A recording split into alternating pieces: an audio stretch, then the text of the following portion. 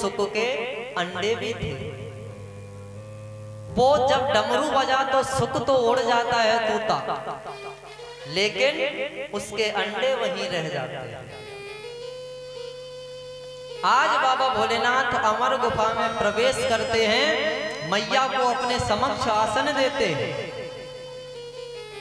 बिठाया और बाबा भोलेनाथ ने कथा को प्रारंभ किया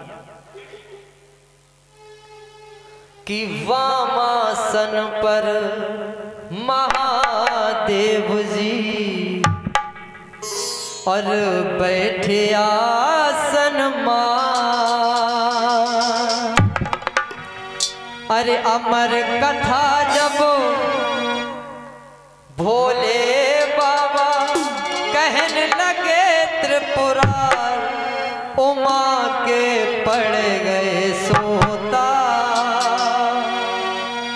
फिर देखिए महाराज इस जन्म में भी श्रवण नहीं कर पाते हैं तो कि वामासन पर अरे महादेव जी अरे बैठे आसन मार।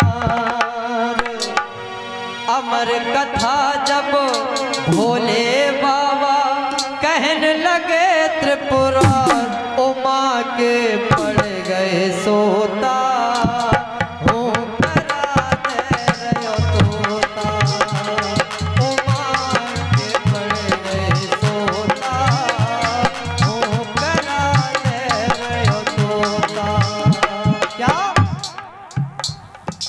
वामासन पर महादेव जी बैठे आसन मां। अमर कथा जब लगे सुनाने गौरा को त्रिपुरार, उमा के पड़ गए सोता। हो कराते रहो तोता, उमा के पड़ गए सोता।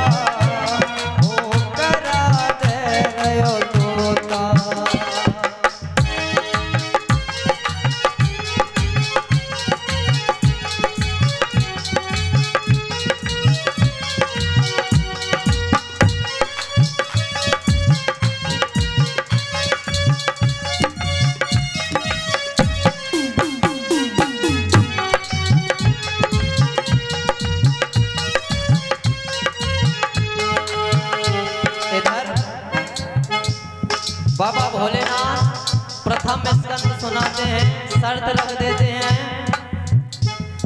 कि हम तुम्हें कथा तो सुनाएंगे लेकिन तुम्हें ओम यानी हुंकरा देना पड़ेगा। बोली हमें शर्त मंजूर है। प्रथम स्कंद सुनाया, मैया ओम ओम कहती हैं। द्वितीय स्कंद में भी, तृतीय स्कंद में, चतुर्थ में, पंचम में, षष्ठम में, सप्तम में, अष्टम, नवम और जैसे ही दसम स्कंद में बाबा भोलेनाथ प्रवेश करते हैं तो मैया को नींद आ जाती है। और इधर उस परम पिता परमात्मा की कृपा से वो जो सुक के अंडे उस घोंसले में रखे थे वो अंडा फूट जाता है, विगलित हो जाता है और उस अंडे से जो बच्चा निकला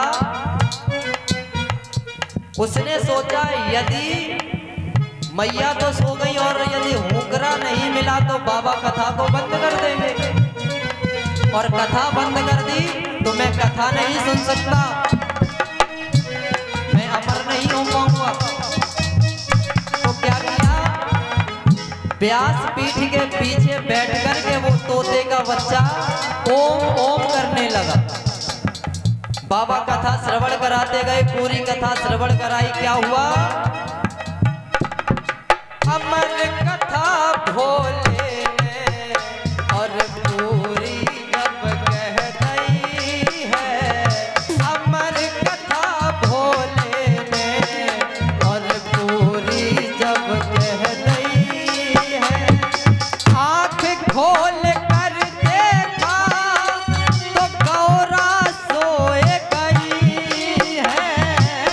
आँख खोल कर देखा तो गौरा सोए गई है।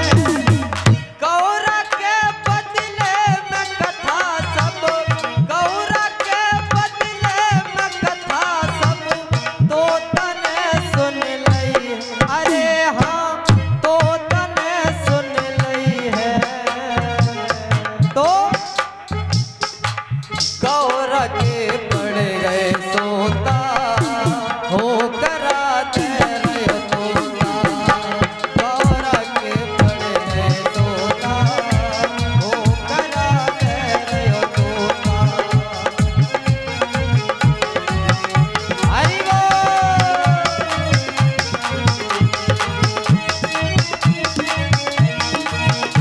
जय हो।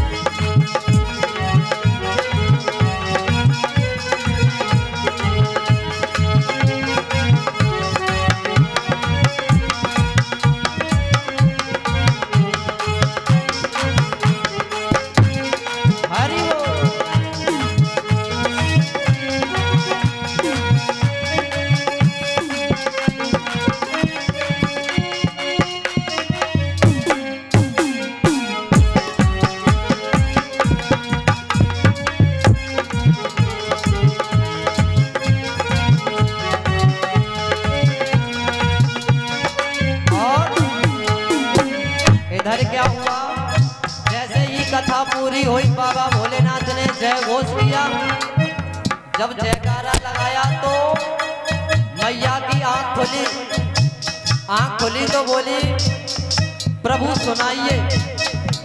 बोले सुनाइए, मैंने तो कथा पूरी सुना दी। बोले मैं तो सो गई थी। तुम सो गई थी तो हुंकरा कौन दे रहा था?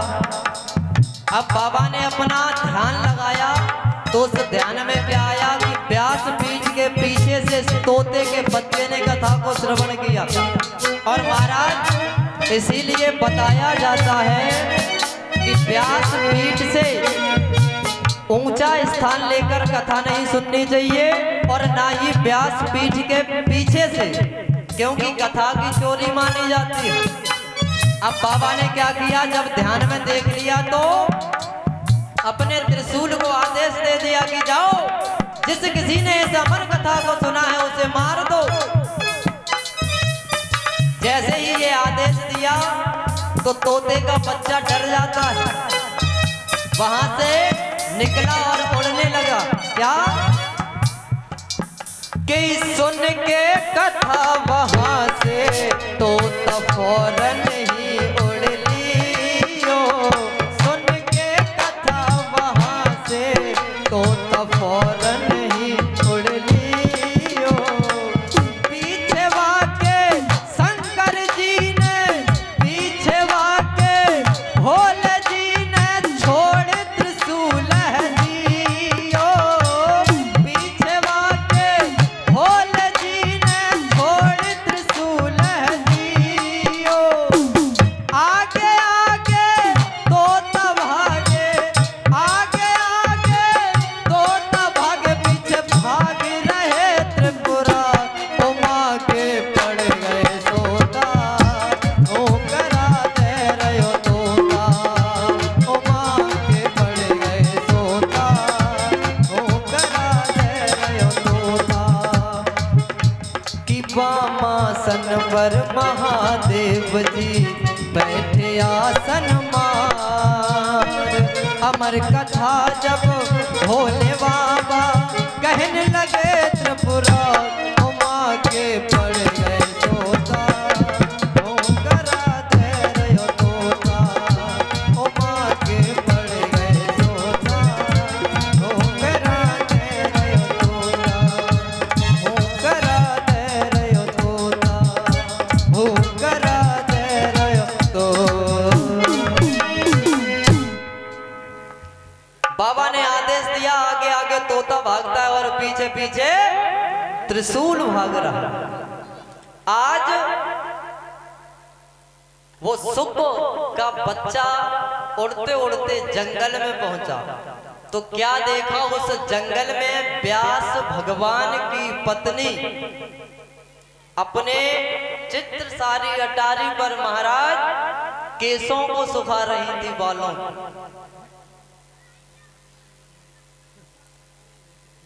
वेद व्यास महाराज की पत्नी जिनका नाम था बिटका देवी।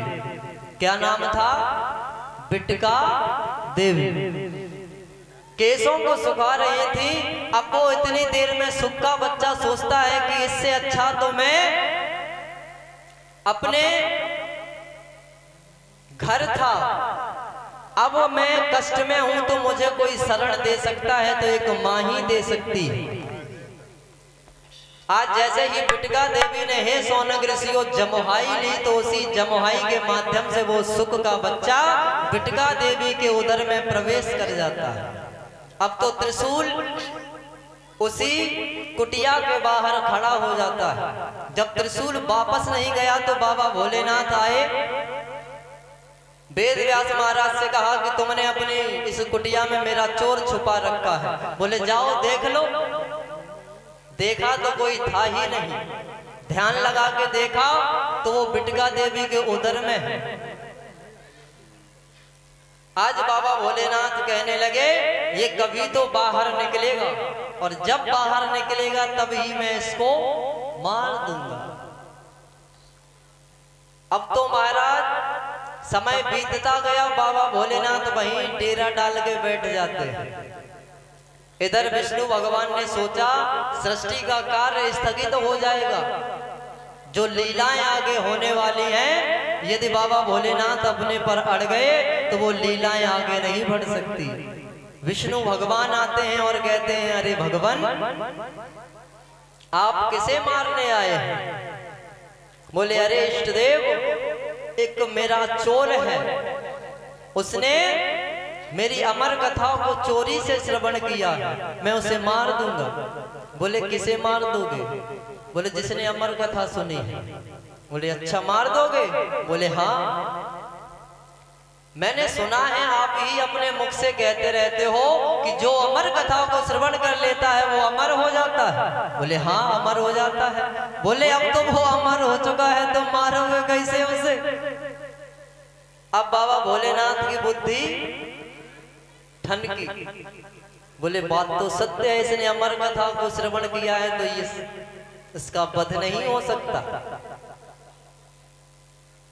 तो आज बाबा भोलेनाथ क्षमा कर देते हैं और अपने कैलाश पर्वत पर वापस आते हैं। विष्णु भगवान अंतर ध्यान हो जाते हैं। समय बीतता गया। अब बिटका मैया को ये महसूस होता है कि उनके गर्भ के अंदर कोई कीर्तन कर रहा है। वेद व्यास भगवान ने मंत्रों के माध्यम से गर्भ के अंदर उस शिशु से कांटेक्ट किया महाराज। जैसे आज टेलीफोन से नंबर डायल करते हैं तो सीधा बात होती है, तब मंत्रों के माध्यम से होती थी। बातचीत की, कहा अरे बेटा तुम्हारी मैया को अत्यधिक कष्ट हो रहा है, तुम उधर से बाहर आओ। बोले नहीं आऊंगा, और आऊंगा तो मेरी शर्तें हैं, वो यदि आपको मंजूर हो तो बतलाओ। बोले क्या?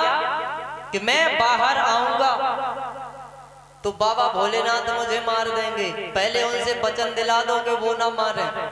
और यदि आऊंगा तो विष्णु की माया मुझे अपनी तरफ आकर्षित करेगी, वो मुझे वचन दे दे कि उनकी माया मुझे कभी नहीं सताएगी, तो बाहर आऊंगा। और बाहर आऊंगा तो तुम्हारा और मेरा पिता पुत्र का रिश्ता नहीं होगा, और यदि पिता पुत्र का रिश्ता रखोगे तो मैं बाहर नहीं आऊंगा। वेद व्यास भगवान ने कहा बेटा तुम्हारी मैया को कष्ट हो रहा है, इसलिए मुझे तुम्हारी सभी शर्तें मंजूर हैं, बाहर आओ। तो आज वेद व्यास भगवान ने पुनः बाबा भोलेनाथ विष्णु भगवान का आवाहन किया। आते हैं, दोनों वचन देते हैं। बोले मैं तुम्हें कभी नहीं मारूंगा, ना मेरा अस्त्र तुम्हारा वध करेगा। विष्णु भगवान ने वचन दिया जाओ तुम्हें मेरी माया आजीवन पर्यंत कभी नहीं सताएगी।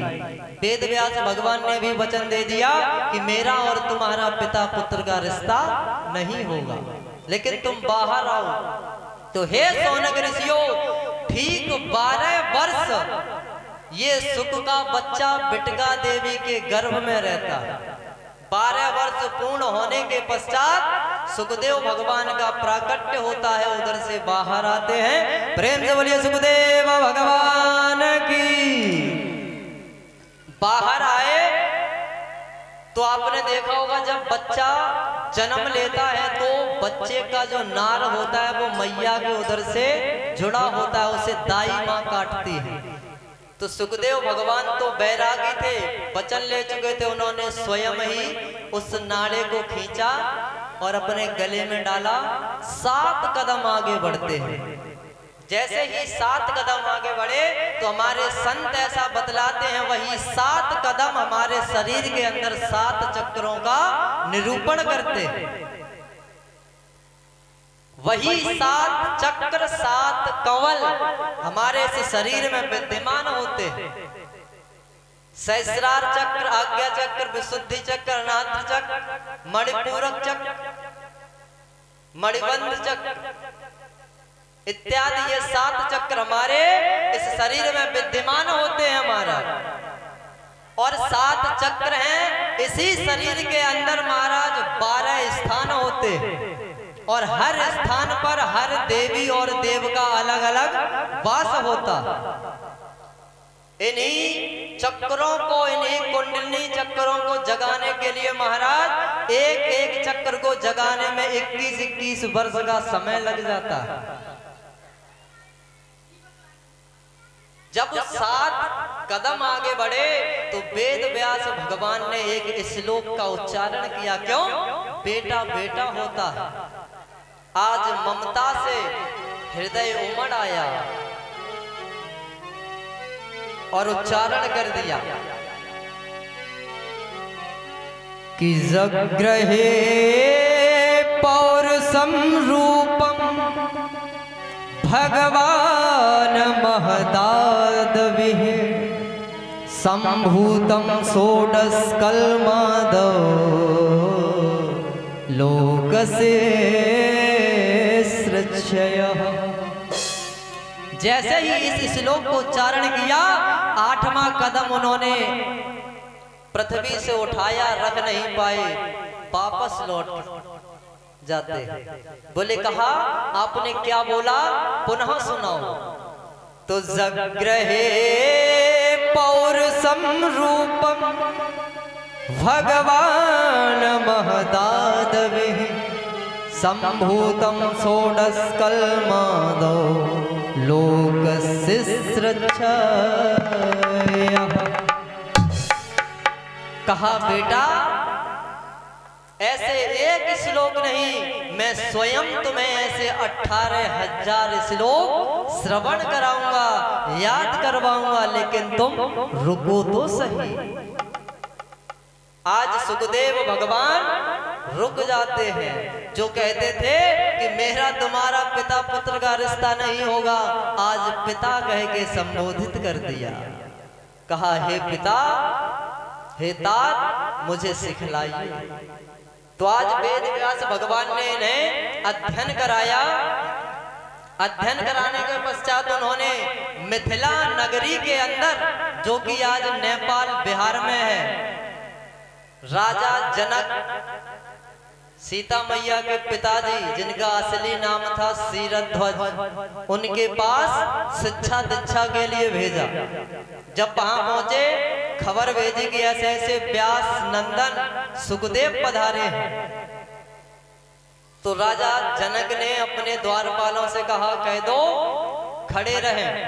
महाराज 7 दिन बीत गए, सुखदेव भगवान ऐसे ही खड़े रहे, वहां से हिले नहीं। 7 दिन बाद राजा जनक ने पूछवाया जाओ देखे आओ हैं या चले गए। तो देखा खड़े हैं, खबर दी खड़े हैं अभी। तो बोले एक परीक्षा में पास हो गए, यानी धैर्यवान है, धैर्य है इसके अंदर। और महाराज जब तक हम कोई सिद्धि करते हैं, साधना करते हैं, यदि हमारे अंदर धैर्य नहीं है तो हम उसे सफल नहीं बना सकते। यदि ये चाहें अभी हम 5 आहुति दें और प्रकट कर लें, धैर्य नहीं है तुम्हारे अंदर तो ऐसा संभव है, संभव ही नहीं। राजा जनक ने कहा धैर्यवान है, कहा अंदर बुलाओ। अंदर बुला लिया, कहा ले जाओ इन्हें एक कमरे में बंद कर दो और सुंदर सुंदर कन्याओं को छोड़ दो उसमें। एक कमरे में उन्हें बिठा दिया, उसमें सुंदर सुंदर नव युवती स्त्रियों को भेज दिया।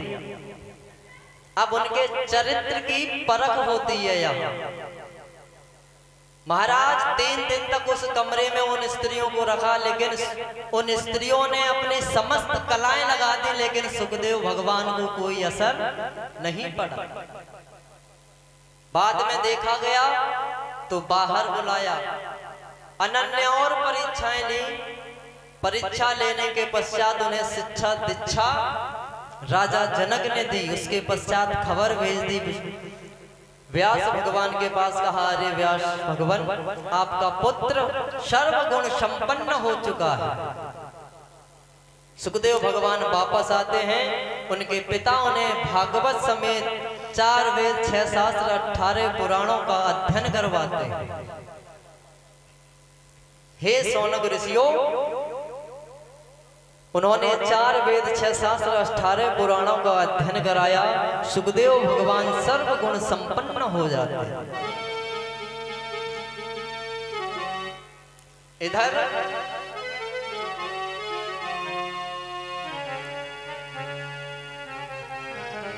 सौनक ऋषि बोले, हे प्रभु, सुखदेव भगवान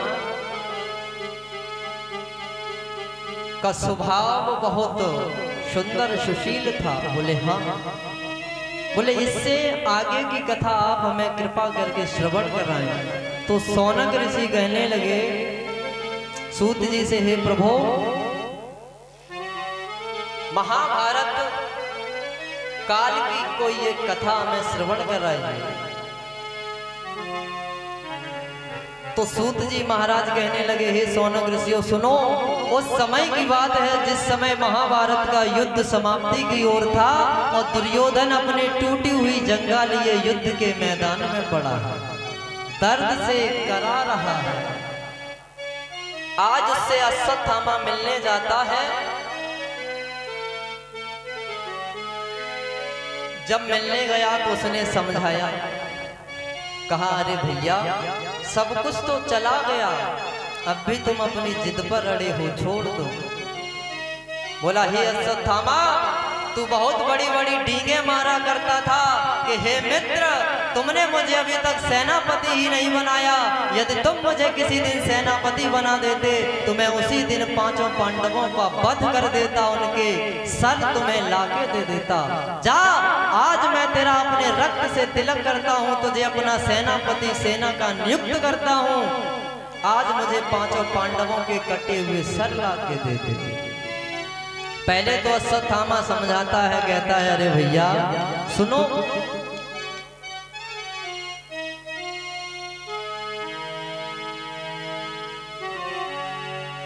कि अब भी बतला और भैया मुझको।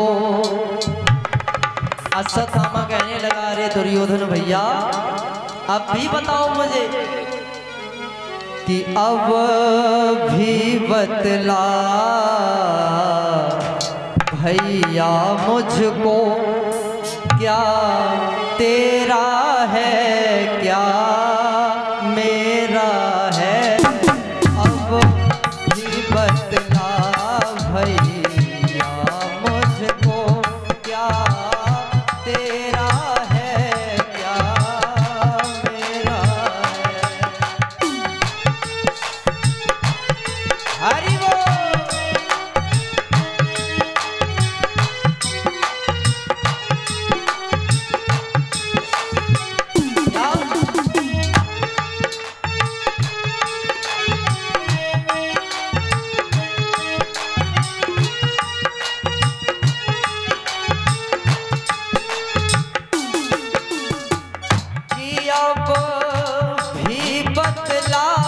भैया मुझको, क्या तेरा है क्या मेरा है। जब ना तेरा है ना मेरा है तो ना तेरा है ना मेरा है। अरे भैया, ये जगत ना किसी का हुआ था, ना हुआ है, ना आगे होगा। ना तेरा है ना मेरा है। चिड़िया रैन बसेरा है ना तेरा है ना मेरा है, सब चिड़िया रैन बसेरा, सब ना तेरा है ना मेरा है, सब चिड़िया रैन बसेरा है। कि परिचियो अधिराज से जन्म कर्म विलापनम, संसदा च पांडुपुत्रणाम वक्षये कृष्ण कदोचम।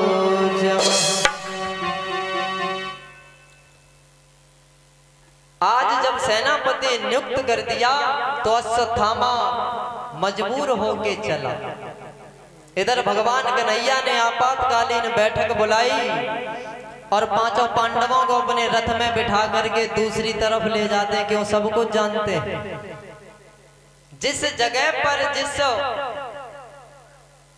शिविर में पांचों पांडव सोते थे, आज की रात्रि उस शिविर के अंदर उन पांचों पांडवों के पांचों पुत्र सोते हैं। और बाहर भगवान भोलेनाथ पहरा देते हैं। अश्वत्थामा कृपाचार्य जब पहुंचे तो बाबा भोलेनाथ दरवाजे पर मिले, पहरा दे रहे थे। कहा अंदर जाना है, तो बाबा भोलेनाथ कहने लगे दरवाजे पर तो हम हैं, अंदर नहीं जाने देंगे। क्यों? वासुदेव का मुझे वचन है, मुझसे ये जिम्मेदारी मुझे सौंप के गए हैं। लेकिन हाँ, मैं तुम्हारी लीला में और वासुदेव की लीला में विघ्न नहीं पड़ने दूंगा। उपाय बतलाता हूं। मैन दरवाजे पर ही तो हम हैं, चोरों की भांति पीछे से चले जाओ। युक्ति बता दी। आज अश्वत्थामा और कृपाचार्य पीछे के रास्ते से उस शिविर में प्रवेश करते हैं, तो अश्वत्थामा ने आज सोते हुए पांडवों के पांचों पुत्रों का सर धड़ से अलग कर दिया और उनके सर को लेकर कुरुक्षेत्र के मैदान में पड़े दुर्योधन के पास पहुंचा। कहा मित्र, जो काम तुम्हारी 23,000 अक्षौणी सेना नहीं कर पाई वो मैंने अकेले कर दिया। बोले क्या सच? बोले सच। तो बोले ला भीम का सर मुझे दे दे। तो भीम का पुत्र भी भीम के जैसा ही दिखता था। आज उसका सर लिया, रात्रि का अंधकार था, जैसे ही दुर्योधन को दिया तो दुर्योधन का बैर ज्यादातर भीम से रहा। आज दुर्योधन ने भीम के पुत्र के सर को भीम का सर समझकर अपनी मुट्ठी में जैसे ही भींचना चालू किया तो वो कच्चे घड़े के समान सर फूट जाता है। और जैसे ही फूटा तो आज दुर्योधन रोने लगा, कहने लगा अरे अश्वत्थामा, तूने तो मेरा वंश ही मिटा दिया। अरे हम तो सब मारे गए, हमारे भाई मारे गए, रिश्तेदार मारे गए, कोई तो ऐसा छोड़ देता जो हमारे लिए तर्पण कर सकता, तिलांजलि दे देता, जिससे हमारा उद्धार हो जाता। दुर्योधन ने कहा अरे अश्वत्थामा, जा भाग जा, जहां तक भाग सकता है। यदि अर्जुन को पता लगा तो तुझे जीवित नहीं छोड़ेगा। आज अश्वत्थामा ने भागना प्रारंभ किया। भागते भागते व्यास महाराज के आश्रम पर पहुंचा। इधर भगवान कन्हैया की माया थी, सब जिन पांडवों को लेके गए थे उन्हीं पांडवों को लेके आ गए। इधर द्रौपदी मैया अपने पुत्रों के शवों पर सर रखे रो रही है कि डेरों में खून बह रहा था, हर अबला पड़ी रो रही थी। और द्रौपदी बाल बिखराए हुए अरे लालों पर पड़ी रो रही थी। जय जय। आज द्रौपदी मैया अपने पुत्रों के शवों पर विलाप कर रही है। अर्जुन पहुंचे, जैसे ही देखा तो क्रोध आ गया, अपनी पत्नी को रोते हुए नहीं देख पाए और क्रोध में आ जाते हैं और कहने लगे कि ठहरो भद्रे, बतला दो मुझे। हे भद्रे, रोना बंद करो, मुझे केवल उस शख्स का नाम बता दो। यदि मैं पांडु पुत्र हूं तो मैं यह प्रतिज्ञा करता हूं, जिसने तेरे पुत्रों का और मेरे पुत्रों को मारा है, यदि मैंने उसका वध नहीं किया तो आज संध्या के समय में अग्नि समाधि ले लूंगा। सोचा विचारा नहीं, प्रण कर लिया। भगवान कन्हैया मुस्कुराने लगे, अर्जुन ये क्या कर दिया कि ठहरो भद्रे, बतला दो मुझे और मैं अभी नीच को लाऊंगा या अपना वचन निभाऊंगा। यदि मैं अपने पिता से उत्पन्न हूं तो मैं ये वचन देता हूं या अपना वचन निभाऊंगा, और वचन नहीं निभा पाया तो मुख ना तुम्हें दिखाऊंगा।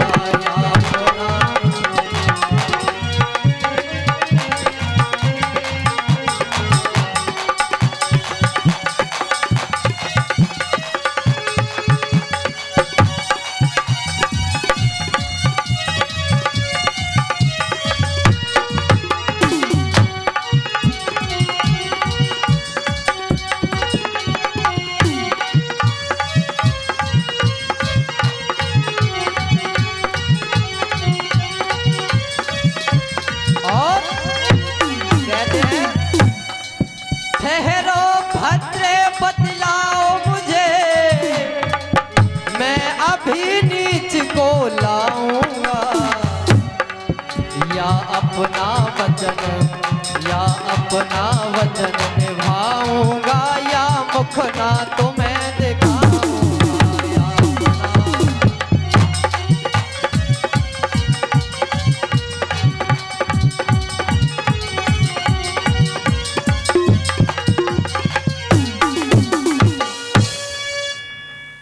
रोना बंद करो, केवल मुझे उसका नाम बता दो।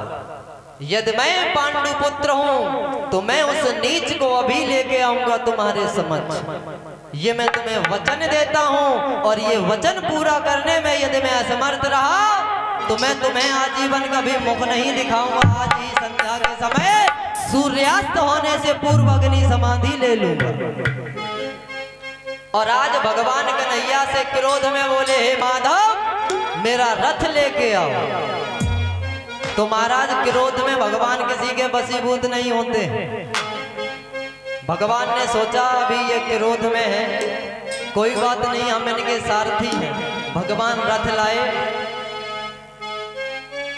कहा ले चलो। चलते चलते पता लगाते लगाते पहुंचे। जैसे ही देखा अश्वत्थामा वेद व्यास भगवान की शरण में था। अर्जुन ने बाहर से आवाज लगा दी, बाहर आया। आज अर्जुन ने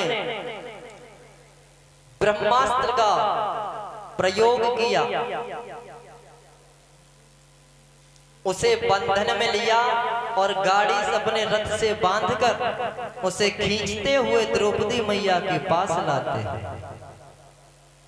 पास लाए कि तदा सुचस्ते प्रमर्जाम भद्रम यद ब्रह्मण बधोर सिरवाता तायना। हे कल्याणी, लो मैं तुम्हारे पुत्रों के हत्यारे को पकड़ के लाया। बताओ इसका क्या करूं। तो आज मैया रो रही थी, उन्होंने वेदना को समझा और कहा आप इन्हें छोड़ दो, ये हमारे गुरु पुत्र हैं। मैं नहीं चाहती जिस पुत्र के वियोग में मैं तड़प रही हूं, कहीं इनके वियोग में इनकी माता गौतमी भी ऐसे ही न तड़पे। अब अर्जुन ने भगवान कन्हैया के मुख की तरफ देखा तो भगवान कन्हैया ने कहा हमसे पूछते हो तो हम तो यही कहेंगे, सुनो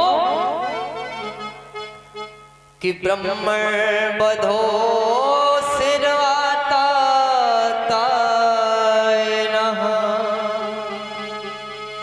सुनो अर्जुन,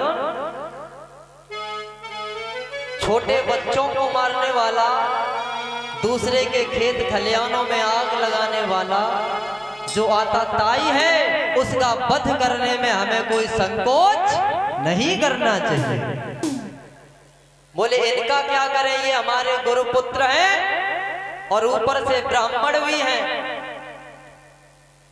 तो उन्होंने दुमानी बात कह दी। बोले कितना भी बड़ा आताताई हो, चाहे ब्राह्मण हो, यदि वो उद्दंडी है तो उसका वध कर देना चाहिए। मर भी जाए और जीवित भी बना रहे, ऐसा दंड दो। भगवान कन्हैया बोले, अर्जुन कहने लगे हे प्रभु, आपको इस समय भी हंसी सूझ रही है, मार भी दें और जीवित भी छोड़ दें, ऐसा कैसे संभव है। तो कहने लगे यदि ब्राह्मण होगा तो ब्राह्मण को जान से मारने से ही मारना नहीं होता, यदि असली ब्राह्मण होगा तो उसे वचनों से ही मार दो, केवल उसका अपमान कर दो तो उसके मृत्यु